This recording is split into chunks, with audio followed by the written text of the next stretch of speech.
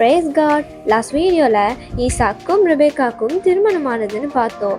Abraham சாராள் மரணத்துக்கு அடுத்து கேத்துராள் அப்படின்ற பெண்ணை திருமணம் பண்ணி சாராள் மரித்ததுக்கு அடுத்து 38 இயர்ஸ் வாழ்ந்தாரு. கேத்ராளுடைய பிள்ளைங்கள் தான் இவங்க எல்லாரும். ஆபிரகாம் அவர் மரணத்துக்கு முன்னாடியே அவருடைய எல்லா பிள்ளைங்களுக்கும் நன்கொடையை கொடுத்து ஈசாக்கை விட்டு தூரமா அனுப்பி விட்டுட்டாரு.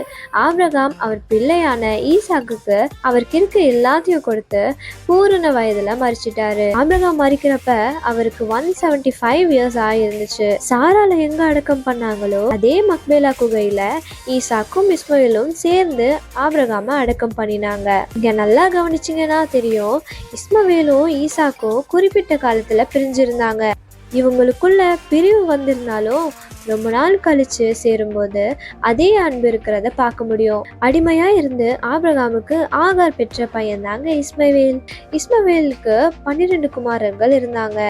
இஸ்மவேலும் 137 வயதுல மரிச்சிட்டாரு. ஈசாக்கு 40 வயதா இருக்கும்போது ரெபேக்காவை திருமணம் பண்ணியிருந்தாரு. ஈசாக்கும் ரெபேக்காவுக்கும் குழந்தையே இல்லாம இருந்துச்சு. குழந்தை இல்லைன்னு தெரிஞ்சோம் டாக்டர்ஸையோ மெடிசனையோ தேடி போகாம ஆண்டவர்கிட்ட ப்ரேயர் பண்ணாரு. பேசிக்கலி அவர் ஒரு பிள்ளைக்காக தான் ப்ரேயர் பண்ணியிருப்பாரு.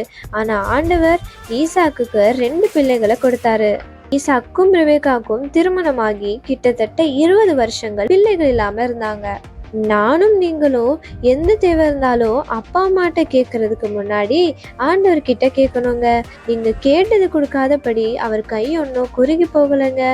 என் பிள்ளை என்கிட்ட எப்போ கேட்பா, அதை நான் சீக்கிரமா கொடுக்கணுமேனு வெயிட் பண்ணிட்டு இருப்பாரு. கேட்போம், நன்மையான எல்லா ஆசீர்வாதமும் பெற்றுக்கொள்வோம். God bless you.